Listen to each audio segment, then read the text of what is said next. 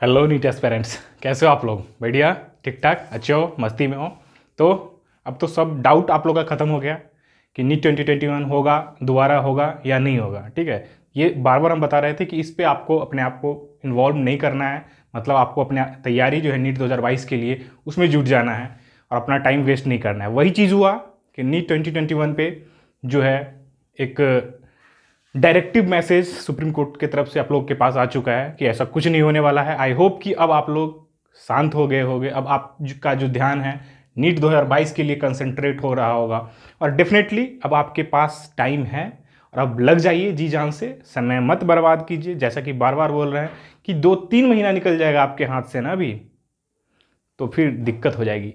तो अभी जो टाइम है एग्ज़ाम के बाद, जो अभी जो टाइम आया है, जिनका स्कोर अच्छा नहीं हो रहा है, जिनको लग रहा है कि स्कोर नहीं अच्छा रहा है, उनको अभी से लग जाना चाहिए ताकि एक जो मोमेंटम है पढ़ाई का, वो मोमेंटम अभी क्रिएट हो जाए, मोमेंटम बन जाए, ताकि वो नीट 2022 के मई तक आपके पास वो मोमेंटम रहे और ताकि आपको दिक्कत ना हो पढ़ने में। क्योंकि क्या होता है कि अभी जो बहुत सारा स्टूडेंट क्या हो गया था कि नीट मतलब जो ये नीट 2021 को कैंसिलेशन को लेकर के बहुत सारे डाउट्स थे उनके माइंड में, दैट्स वाई वो इस पर कंसंट्रेट नहीं कर पा रहे थे। बट अब जो है ये सब कुछ क्लियर हो चुका है। तो अब आपका जो ओनली एम होना चाहिए वो नीट 2022 और पढ़ाई, जो भी आपका जो छूट गया है पढ़ाई से थोड़ा जो अलग हो चुके थे, उस मोमेंटम को आप थोड़ा सा बनाइए और मोमेंटम को कंटिन्यू रखना है नीट 2022 के एग्ज़ाम तक, जब तक एग्ज़ाम ना हो जाए। तो अभी टाइम है कि उस मोमेंटम को बनाना।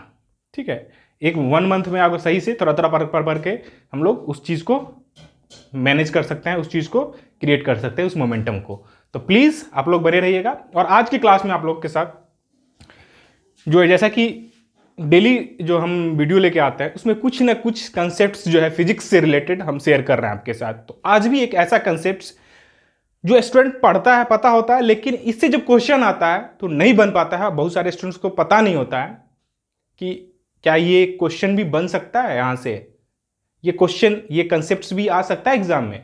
तो नीट जो है आपसे डिफिकल्ट कैलकुलेशन नहीं खोजता, बट थ्योरेटिकली एक ऐसा क्वेश्चन आपके पास पुट करेगा जो आप चकरा जाओगे। ठीक है, तो नीट का जो अगर टफेस्ट एरिया आता है तो वो थ्योरी से ज़्यादा आता है, कंसेप्ट वाइज ज़्यादा आता है। ठीक है, उस चीज़ को देखो कि क्या आज हम लोग पढ़ने वाले हैं। तो एक्चुअली आज का जो हम लोग का कंसेप्ट है यूनिट एंड डायमेंशन से है।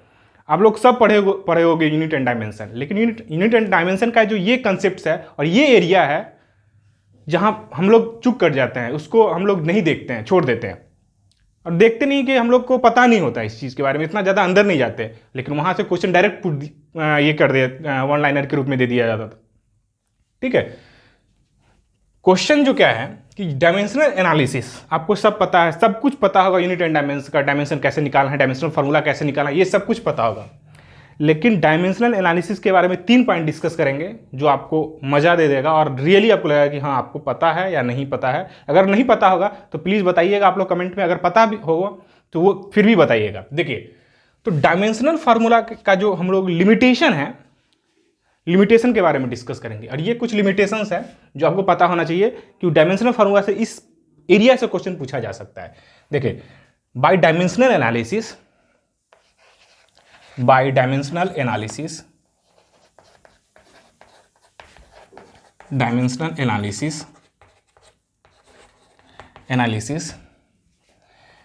we cannot drive any equation containing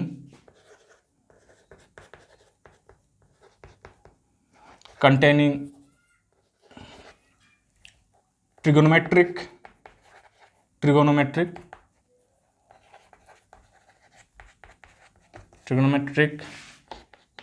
exponential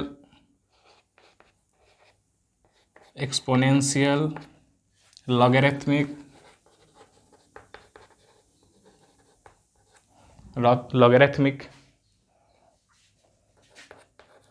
terms.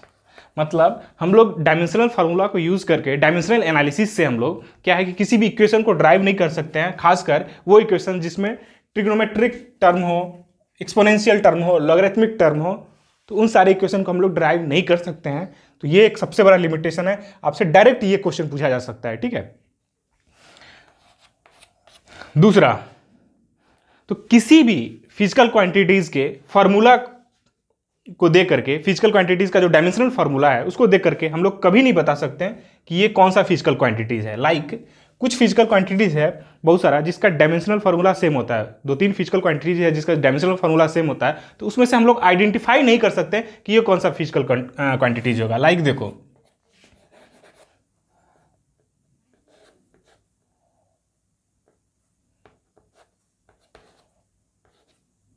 देखो क्या ये डायमेंशनल फार्मूला देख के आप बता सकते हो कि ये कौन सा फिजिकल क्वांटिटीज है, कौन सा फिजिकल क्वांटिटीज होगा?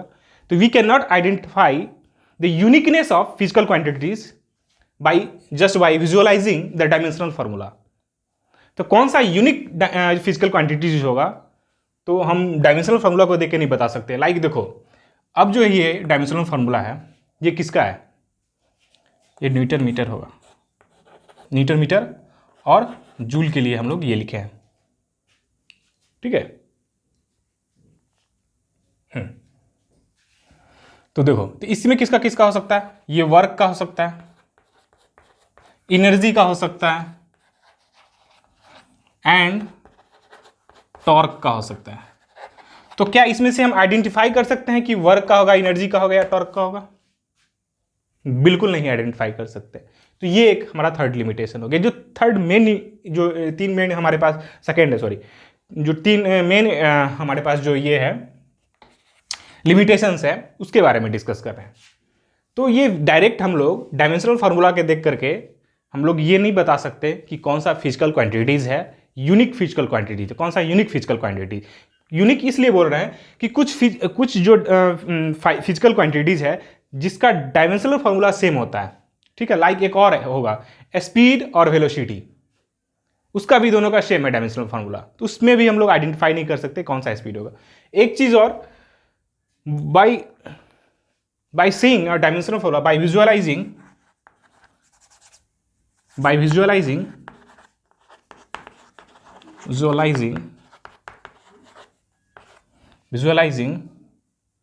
dimensional formula,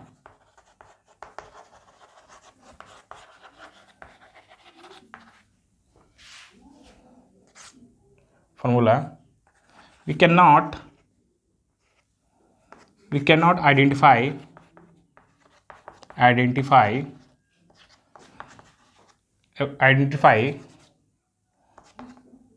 the physical, we cannot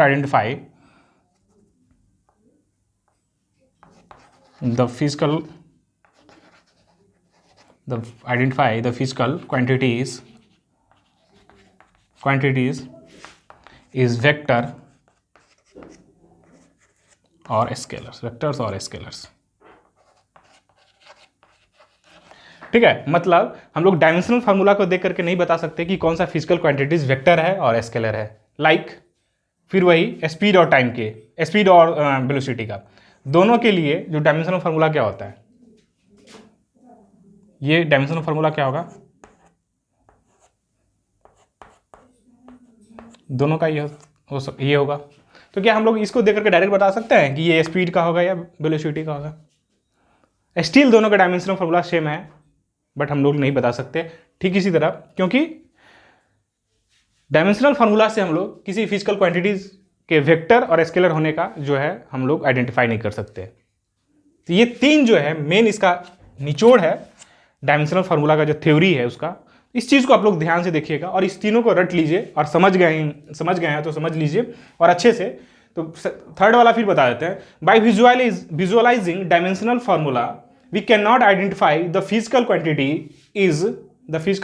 is are होगा यहाँ पे, आर वेक्टर और स्केलर, ठीक है। मतलब कोई फिजिकल क्वांटिटीज वेक्टर और स्केलर्स है तो उसको हम लोग जस्ट डायमेंशनल फार्मूला दे करके नहीं बता सकते और डायमेंशनल एनालिसिस से हम लोग नहीं बता सकते, ठीक है। आई होप कि आप लोग समझ में आ गया होगा। अगर सही लगा होगा तो लाइक शेयर और सब्सक्राइब जरूर कीजिएगा मोटिवेशन के लिए, ठीक है।